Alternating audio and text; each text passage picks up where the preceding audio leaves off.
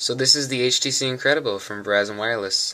Very nice phone. My first smartphone that I've actually owned. I've played with, hundreds of them, but this is the first one that I've actually owned. So let's, hop into the review. First you got the 3.7-inch OLED display, nice red speaker on top, and then you get your 4 buttons: home, menu, back, search, and a optical joystick. Pretty nice.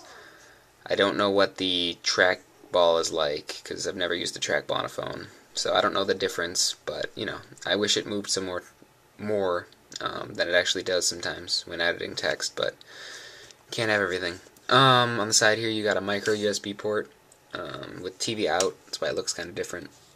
Volume rocker, and then on the top you got a power button and a 3.5mm headphone jack. On the right side you have absolutely nothing. And yeah, let's open it up real quick, since the red internals was a big design feature of HTC's, and you can definitely tell it's pretty bright. It looks kind of pink on the camera, but it's definitely red, bright red. And the first thing I noticed when I actually opened my phone was that it smelled like celery. Don't ask me why. I've had my friends smell it. It smells like celery. If your phone smells like celery, please let me know and leave it in the comments, because it's kind of freaking me out. Don't really know, what to do about it. While we're on the internals, let's take a look at the 8-megapixel camera, outlined in red with dual LED flash, and then you got your speakerphone right there. Moving on to the actual Sense software. My battery's kind of low, but okay, so I turned the light off for the HTC Sense software, since it's easier to see the screen. But you have your basic HTC Sense on Android 2.1. Let's switch to the Verizon scene so that everything's all... I'll just save that scene. Switch so everything is stock, and you guys can see the HTC Sense widgets and stuff, because I don't use them. Okay, so we got the first off. I love the animation here. When you open your phone, the weather comes up, and you get the smoky clouds. It's pretty nice. I don't know. It's not really useful, but it's nice to see. And then you have your basic HTC Mail widget, some random other widgets. This is stock, so I don't know. Favorites, that's by some of my friends, and Twitter.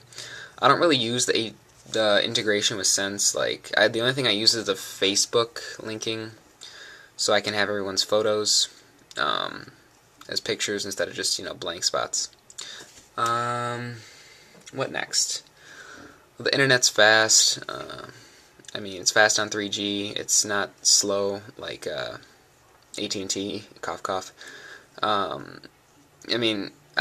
rarely turn on Wi-Fi because 3G is so fast, but I've been turning on Wi-Fi recently because Verizon and most wireless companies cap it at 5 gigabytes, and I use a ton of data. Never realized how much data I used, but in 10 days I used a gig. So if I use too much, then they would cap me, and that wouldn't be good for the month. Justin without an internet, bad idea. So let's move on to something else. Let's move on to the camera. The camera is really nice. Can't really see anything. Flash gets disabled when your power's low, I guess.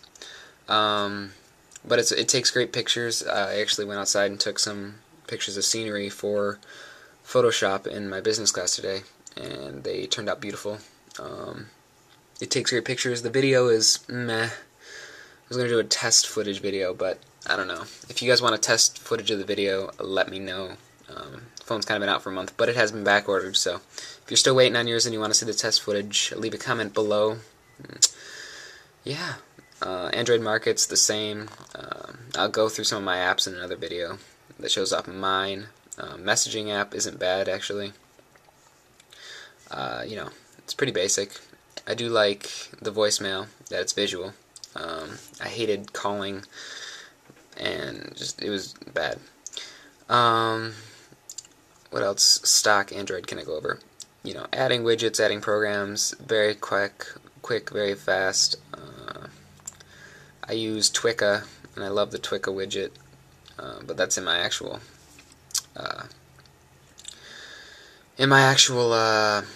other scene.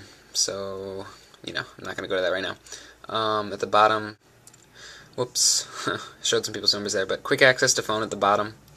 So you know, it's really nice, but I do like the Froyo version. I like stock Android with Froyo, and how they have the phone and internet right there at the bottom with the application opener, launcher. So then you have all these applications. I've downloaded a ton. Still looking for more. So if you have any recommendations or you want me to review any, leave it below in the comments as well. I will say that this phone is ridiculously fast. I can't go over everything in cents, obviously, because that would be a lot of work. And it would take a lot of videos, and you guys probably just get really bored unless you were that interested. So I'm basically just, you know, showing you guys the basics, which I just did, and my overall thoughts on this phone. It's a great phone, best phone out on the market right now. The only thing that I think will top it, maybe in the next year, is the Evo 4G. But I don't know if I'm going to like a 4.3-inch screen. That's a pretty big screen, if you ask me. And, you know, fitting in your pocket might be an issue.